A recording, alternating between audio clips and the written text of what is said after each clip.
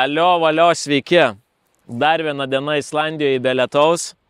Faktas, jog šiandien jo neišvengsim. Ženklų yra, tamsus debesis, lietaus lašai.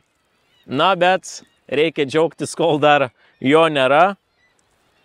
Atvykom į vietą, kur kempinge mačiau nuotrauką prie akmenėlio.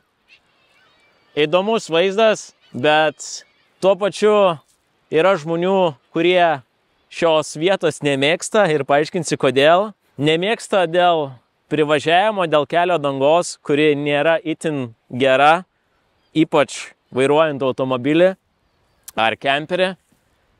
Važiuojant su motociklu, nieko, kaip normalus kelias. Mes jau įgaunam imunitetą ne tik orui, bet ir kelio dangai Islandijoje. Bet žmonės pikti, sako, nevažiuokit 40 km, žvyras, duobės. Ir vieta čia jau neverta tokio kelio. Nu, bet akmenėlis kaip akmenėlis. Tai šiaip iš kempingo gan pajudėjom vėlai. Gera idėja buvo pasilikti nakvynį ten, kadangi važiuojant šiuo keliu potencialių vietų kaip ir nemačiau, kur būčiau galėjęs miegot. Ir šiaip ramiai pamiegojom netgi iki 10 valandos, tai čia vau, šiandien kiek energijos turim.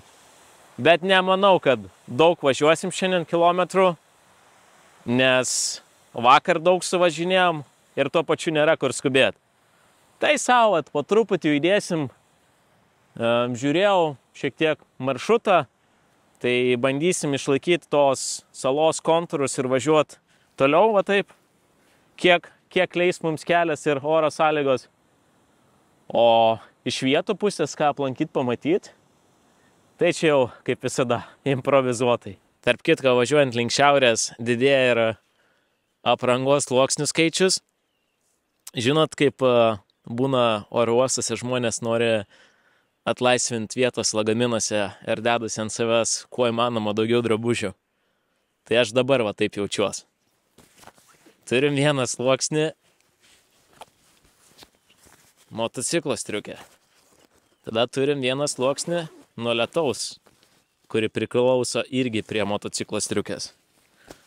Tada turim pašiltinimą, kuris irgi eina kartu su motociklo striukė. Tai jau 3 sluoksniai vien iš motociklo striukės. Tada turim megztinuką. Tai yra naujausias sluoksnis. Tada turim dar vieną megztinuką. Tada turim dar vieną plonesnį, medvilninį tokį gaminį megztinuką ir po apačia termo drabužiai. Tai turim 1, 2, 3, 4, 5, 6, 7 su termo drabužiais. Viršus. Apačia termo kelnes ir džinsai, kojinės tiesiog termo ir pirštinės pašiltintos. Tai vietos, kurios šąla važiuojant, pirštai, tai pirštinės, nežinau, reikėtų daugiau sluoksnių, į ateitį pasiplanuoti. Galva, kaip ir su kaukė viskas gerai, apsidengia ir kaklas, nu ir batai, jo dar batai. Šiaip dar gerai būtų vieną sluoksnį ir kojom gauti. Tai va.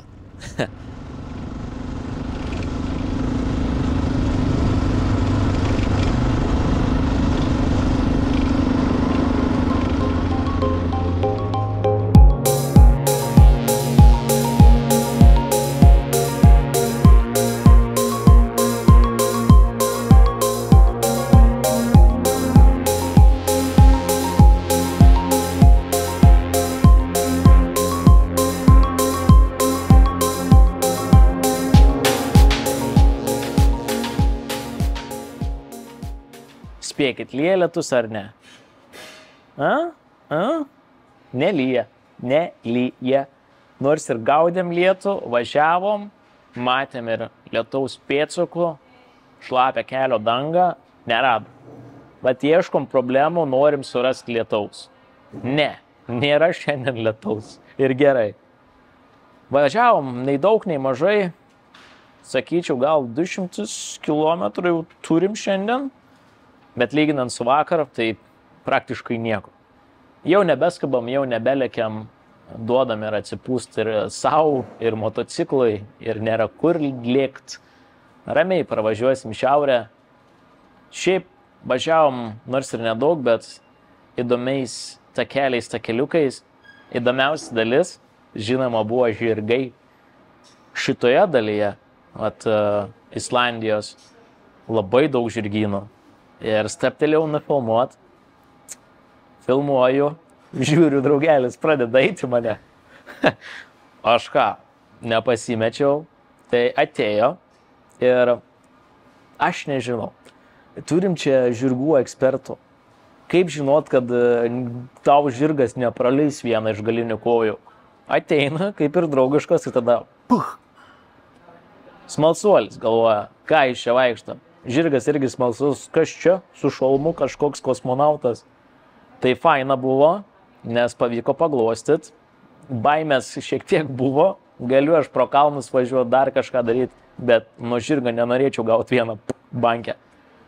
Ir gerai, šuo urzgė, vadinasi negalėjai prie jo, ne. Katė ten šnypšė, negalėjai. Ką žirgas sako, žiūri savo kitam ir tada, Tai sunku suprast, ką žirgas galvoja, kai nori paglostyti. Bet paglošiu, viskas gerai, ramiai pasisveikinom. Žiūriu saviškį su pleniniu žirgu, jis pats irgi žirgas, pasisveikinam. Kitas dalykas, žaidžiam su ugnim, nes jau irgi tokie ereliai pasidarėm, kad nebepilam benzo, jau praleidžiam kartais degalinės ir mušam vos ne rezervą. Buvo vakar po fjordas, jau kur iš niekur degalinę randi, jau toks visas patenkintas, džiaugiesi. Vidury, patinka man Islandijai, nesitiki, bam, degalinė stoji. Ir tokie reikalai. Smagiai laiką leidžiam, dabar kaip ir neaišku dėl oro, bet į vakarą pusę gali ir lyt, debesis, nežinau, gražus vaizdas, bet dabar grįšim, nežinau kiek valandų į kelią, jeigu lis, tai gerai. Nu negerai, bet pamatysit. Išvažiuosim su lietum, jeigu nešim islandiškų saldainių. Tarp kitko, žiūrėkit, čia yra degaliniai žemėlapis. Tai aš bandau dabar suprast, mes atvažiavom iš čia ir važiuojam, mes esam čia dabar. Jeigu kyla klausimas, kodėl nevažiavom čia, todėl kad kelias nėra aišku kaip su keliu, nes tai gal nėra jokio kelio. Nes dažniausiai važiuoju, kur yra kelias, nebūtinai pagrindinis, bet pavyzdžiui, būtent pagal šitą ir važiuoju, tada turėčiau kilt ne šituo, kilsiu šituo, atsidursim čia ir tada sieksim Hofsos, nežinau ar gerai ištariau, ir važiuosim toliau kraštais. Šiaip nebūtų problema, kad ir ten tas žvyro dangos kelias, bet man nieko nerodo, tai čia ir pravažiavom ir bandysim tada judėti iš čia į viršų, ir iki čia. Daugiau žemėlapis čia ir baigėsi. Nėra ką daugiau parodyti. Tai ką, dar kaip ir sakau, pailsim ir važiuosim, nes oras tai čia, pažiūrėkit, oras tai čia ledas. Dangus giedras, jeigu jums koks giedras, debesuotas, bet neblogas. Tai ką, susimatom kelyje, kolektyvas. Kelyje, šitam. Žut.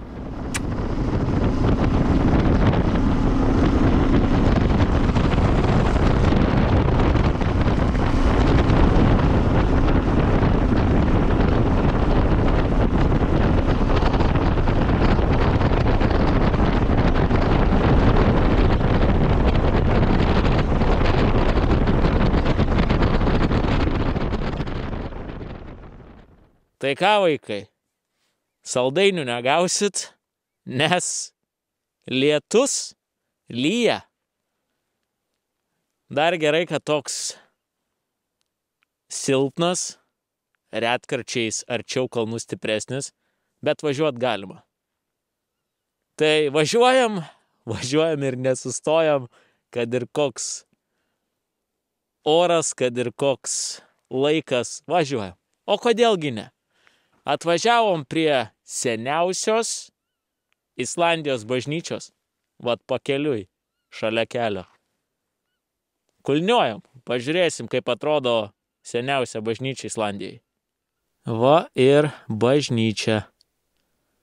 Seniausia Islandijos. Įdomu, galima į vidų eiti ar ne? Užrakinta. Jo, nu čia 11 valandą nakties. Verštis į bažnyčią neprotinga. Pažiūrėkit, koks stogas. Važiuosiu toliau po 11 jau. Bandysiu surast kokią vietą prie kelio pasistatyti palapinę ir pamiegot keletą valandų. O mes susimatysim. Nežinau. Rytoj, poryt.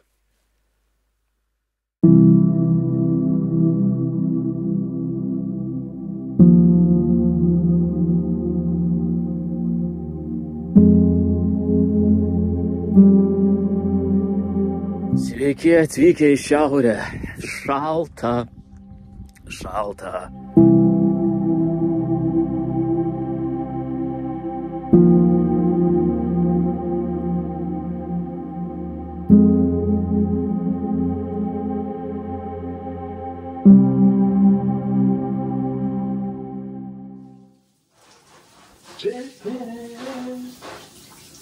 Kažkokį čia ugnikalnį man pila ant kūno.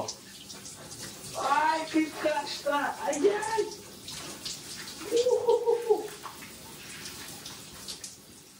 Nu tai labas rytas, sveiki atvykę į virtuvėlės pokalbius. Sunku dar atsigauti iš po vakarą. Gavosi taip, kad išvažiavom labai vėlai. Nežinau, 11-12. Oro sąlygos, tai kaip ir buvo tikėtasi lietus. Važiavom nei daug, nei mažai, nežinau, pravažiavom tokiamis oro sąlygomis virš 100 kilometrų. Kol pasidarė jau važiuoti neįmanoma. Nu, lietus tai lietus. Galima priprast. Važiuoja. Aišku, temstant nebeįmanoma buvo matyti nei kas iš kairės, nei kas iš dešinės. Tai nakvyniai vietos praktiškai buvo neįmanoma surasti. Nusprendžiau, kad važiuosiu toliau, kol visiškai bus nebeįmanoma važiuoti, kas ir nutiko. Ir važiavom, gal privažiavom sniegą, kalnus. Ir toks, sveiki. Iš karto buvo mintis keisis oro sąlygos. Tikėtina lietus pakeis sniegas, kelio danga taps ne tik šlapia, bet ir slidi ir galima tikėtis ledo. Pradėjom kilti tos kalnus, sniegus ir sakau viskas. Čia jau nežinau, reikia jau kažką daryti, jau reikia imtis priemonių, stot. Radau aikštelę kažkokią ten, nežinau, ne karjeras, tiesiog kasą, žvyrą, ką jie ten daro. Tai radau tokią gan didelę aikštelę, pasislėpiau už akmenų, pradėjau tą palapinę statyti. Ta palapinė nesistato. Po 5 statymų man nutrūko viršus palapinės. Tai kad sucentruot palapinę nebėra kaip. Šiaip ne taip ta palapinė susistatė, vandens kiekis viduje. Ežeriukas, gali maudytis. Dušas, jau net dušo nereikėjo. Va šiandien kam aš vakar turėjau dušą. Ir susistatėm, tai buvo 2 valanda nakties. 2 valanda nakties susistatėm palapinę. Nu, galvoju, čia jau mėgosiu iki pat dugno, jau iki pat galo, kol leis sąlygos. Nu, ką jūs galvoju?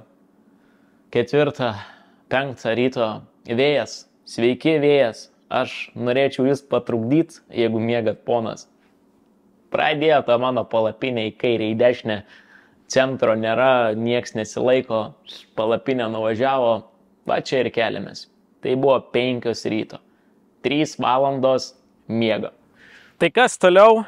Mūsų tikslas yra pasiekti sekantį miestą, kuriame yra paslaptinga vieta, apie kurią dar nekalbėjau, buvau užsiminęs. Tai mes lekiam į motociklų muziejų, kuris yra pakeliui. Man kaip plieninio žirgo savininkui tai bus labai įdomi vieta. Gal surasiu savo Yamahos senelį, prosenelį, nežinia. Viskas priklauso nuo oro sąlygų. Čia ypač kalnuose viskas keičiasi. Tai lietus, sniegas, tai lietus, saulė. Nesupras. Islandija išpratėjo.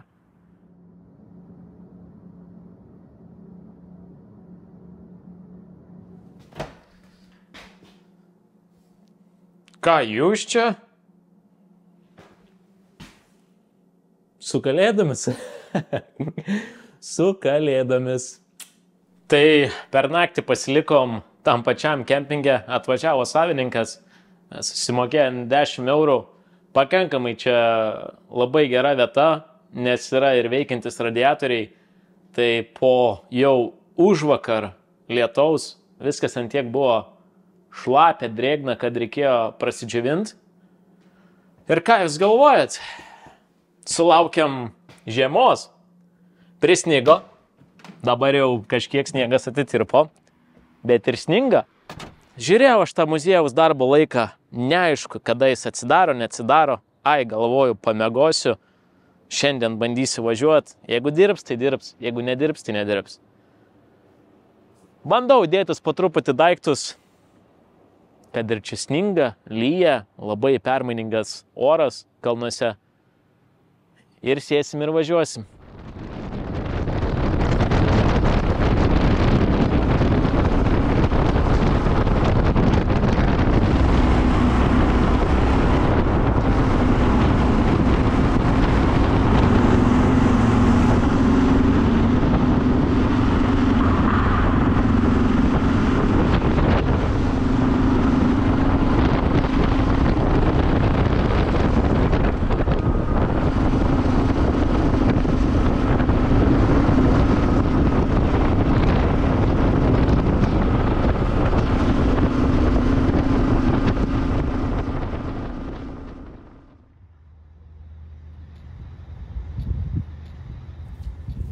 Tai šiaurė nenori mūsų taip paprastai paleisti. Gavom ir sniego, ir lietaus, ir šiandien pakankamai didelis vėjas, ir temperatūros sviravo nuo -2 iki -3. Filmavimas. Kameros išsijunginėja. Alio, -3 ir viskas, jau šaltis čia reiškia. Tai su filmavimu jau sudėtinga. Kažkokį kadrą padaryti, nufilmuoti, nežinau, va. Apie kameras patylėsiu. Sustojam į mėgstamiausią mano degalinę Olis. Olis, tai yra geriausia degalinė. Turim kavos. Nusipirki puodelį ir gali kiek nori kavos prisipildyti. Čia panaši situacija kaip su sriubom, sriubytėm sostiniai. Jeigu vaikystėje darydavot sumuštinius ar darydavo jums tėvai ir būdavo ta trikampinė sumuštinių kepiklėlė, ar kaip vadinasi, tai turim keturkampę duoną, turim kečupo, dedam sūrį, dedam kumpį, bam, iškepam, turim sumuštinį. Čia yra kažkas panašaus. Tai man visada primena vaikystę ir yra labai skanu. Visas komplektas 10 eurų. Tai ką, valgau ir susimatysim eterį už... Tai motociklininkus suveda dažniausiai kas? Motociklai. Nors per kelionę nesutikom daug motociklų. Prašau, radom motociklus. Nežinau, čia ne sezono atidarimas, bet motociklų nemažai čia susirinkę. Dauguma vietinių ir aš toks iš niekur atsiradęs. Tai einam į vidų, apžiūrėsim eksponatus.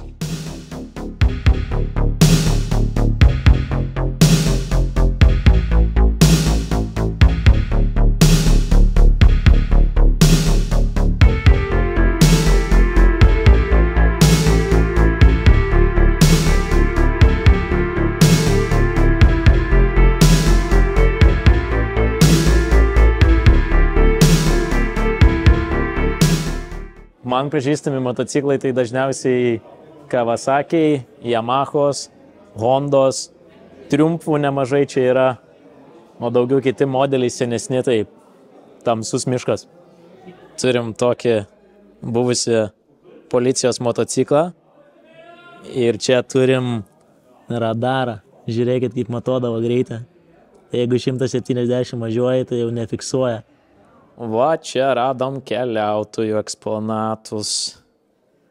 Ir turim XT6R Yamaha, su kuria keliavo po Centrinę ir Pietų Ameriką 2014, o 2007 aplink pasaulį.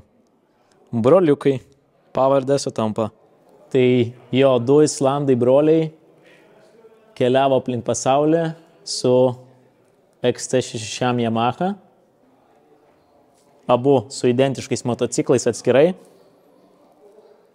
Ir viską nufilmavo ir įrašinėjo per Islandijos radiją.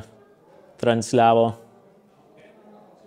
Ir paliko eksponatą dabar muziejui, nes jokių planų aplink pasaulį neturi šiuo metu.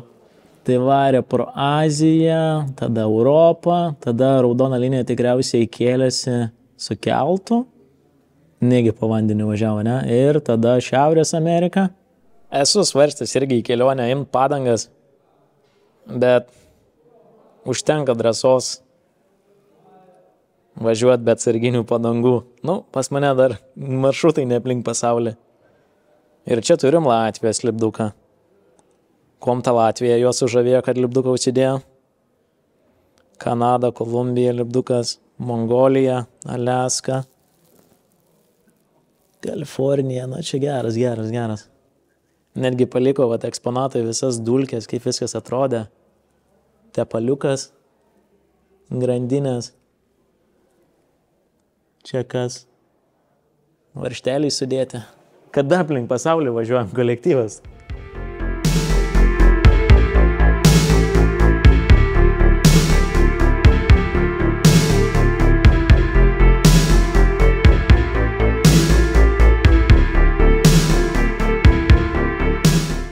Tai ką, viskas, tiek iš muziejaus.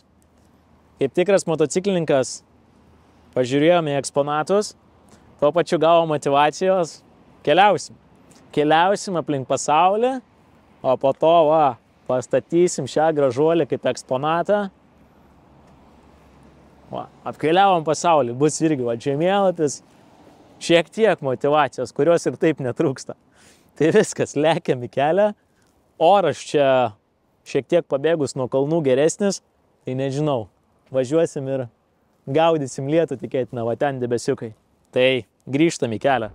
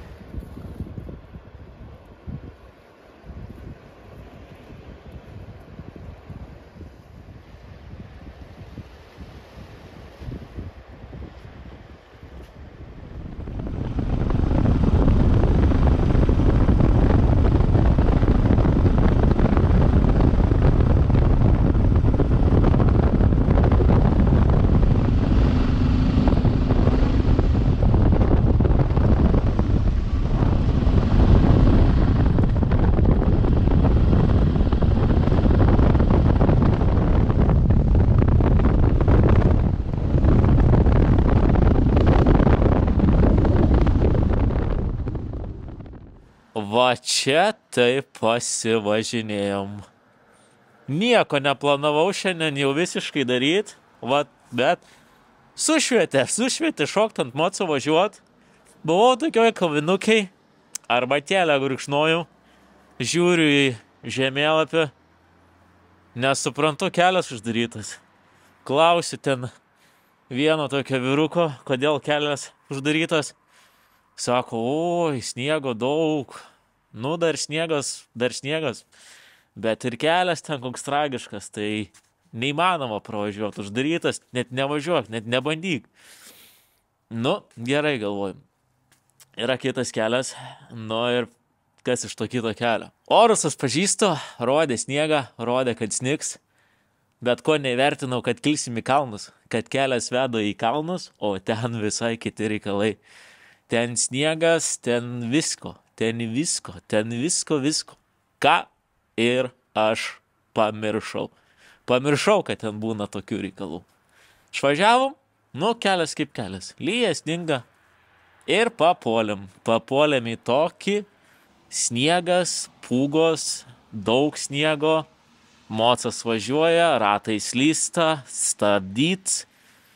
Priešpriešą važiuot. Važiavom priešpriešą, nes priešpriešiniai juostai buvo gabaliukas toks kelio, mažiau sniego, tada vėl ir taip įvažinėjai į provežas ir sniegas, vienu momentu daug sniego, kitu momentu mažiau, kita atkarpa iš vis ledas ir galvoju, va čia tai kilometrai, važiuoji 20-10, o rodo, kad iki šito miesto 80, rodo 80. Kiek tų kilometrų dabar pravažiavom per tą sniego audrą, nežinau. Bet aš džiaugiuosi, va čia tai patirtis. Tai viskas, va tokie įvykiai, gyvi, sveiki. Pravažiavom sniego audras, va tokia Islandija, ledas, va ant moco ledas. Motociklas pats ledas, tai ir ledas visur ant priekio.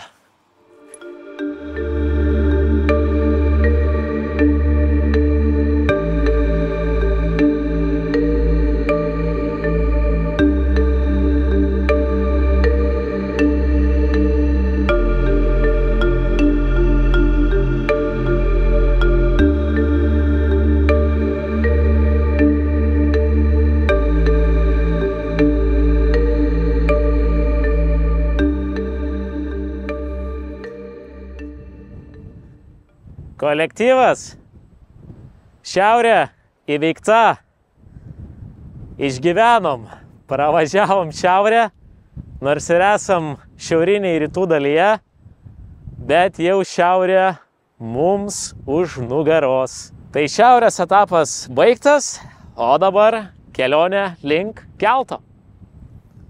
Tai renkamės į paskutinę vakarienę, o gal labiau į pusryčius. Kelionė pasiekė finišą. Vakar finišavom galingai, todėl kad patekom į sniego spastus. Tai šiandien prie stalo apžvelgsiu mėgstamiausius savo islandiškus užkandžius, maistą, tokį kaip ir nepavadinčiau pilnu maistu, labiau kaip užkandžiai. Tai pirma vieta, skaniausias šokoladukas, kokį esu ragavęs. Karamelinis vaflis. Pirma vieta. Dažnai sustojant parduotuvėse galima rasti skanių bandelių keksiukų. Tai yra vienas toks iš naujesnių atradimų. Mėgstu pats kokosą, bet parduotuvėse ir šviežių kepinių yra bandelių. Tai patiko. Aš pats labai didelis mėgėjas bandelių, tai valgau daug su kava, arbata, o ko ne. Sekantis mūsų atradimas. Islandiški jogurtai. Super, nėra ką komentuoti, labai skanus, daug įvairiausių skonių, pusryčiams labai skanu, tikrai labai skanu. Salotas, vienas irgi iš tokių pusryčių ritualų buvo pas mane, aišku, daug gal ir neteko nufilmuoti, kaip valgau bendrai maistą, užkandžius, nes kam įdomu žiūrėti valgantį žmogų teisingai. Tai salotas, irgi vienas iš tokių pamėgtų, jau nebemėgsiu, labai daug.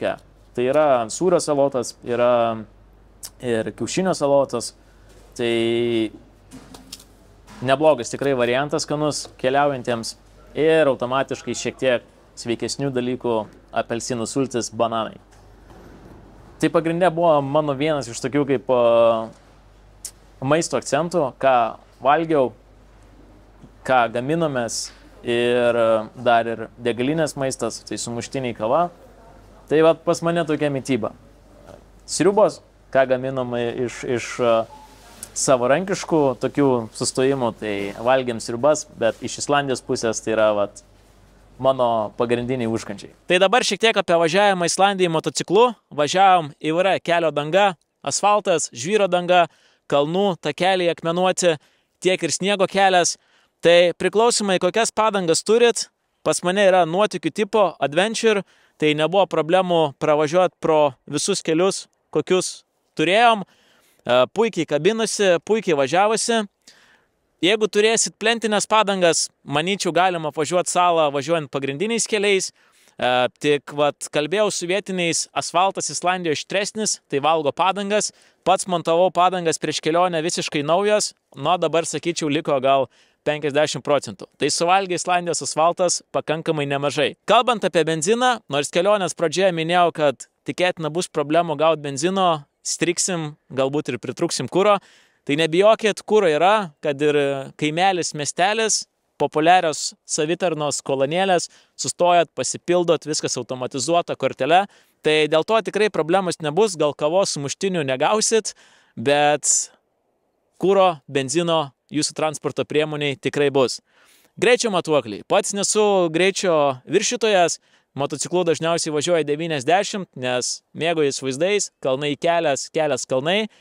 Ir sunku pastebėti net ir matuoklio ženklą, bet daugiausiai matuoklių mačiau sostiniai ir už sostinės, taip pat nemažai matuoklių tuneliuose. Jeigu ilgesnis tunelis, tai galima pamatyti netgi iki 6 matuoklių. Tai kelio danga, benzinas, matuokliai, ko daugiau tai reikia. Na ir pabaigai šiek tiek statistikos, tai aplink salą keliavom daugiau kaip 2 savaitės, pravažiavom daugiau kaip 3500 km. Mano nuomonė, važiavom daugiau kaip 90% salos, važiavom, kur buvo galima pravažiuoti, kur buvo atviri keliai. Žinoma, dalis centrinės Islandijos dalies kelių vis dar uždaryti dėl pakankamai didelio sniego kiekio, bet mano nuomonė pasiekėm puikų rezultatą ir važiavom didžiąją dalį salos pagal oro sąlygas, pagal kelių būklę. Kitas smagus dalykas, kad miegojom pakankamai didžiąją dalį kelionės dienų laukinėje gamtoje, įskaitant ir apleistus pastatus, toliau nuo civilizacijos. Žinoma, priklausomai nuo oro sąlygų grįžom ir civilizaciją, bet bendrai pats esu didelis mėgėjas laukinės gamtos ir kur yra mažiau žmonių. Neturėjom jokių iššūkių su motociklu, važiavom, visur pravažiavom, jokių blynų, jokių gedimų, tai motociklas puikiai susitvarkė su Islandijos iššūkiais. Na ir vairuotojas, sakyčiau, taip pat neprastas. Ką kolektyvas? Čia kelionė mūsų ir baigėsi, judėsiu į keltą, kol dar neišplaukė. Tai ačiū Islandijai už pakankamai gerus orus, tikėjausi lietingų orų, jų ir buvo, bet bendrai tikrai reikia padėkoti dievams už puikius orus ir nuotykius. Tai čia mūsų keliai kolektyvas ir išsiskiria ir ką? Iki kitų nuotykių. Iki.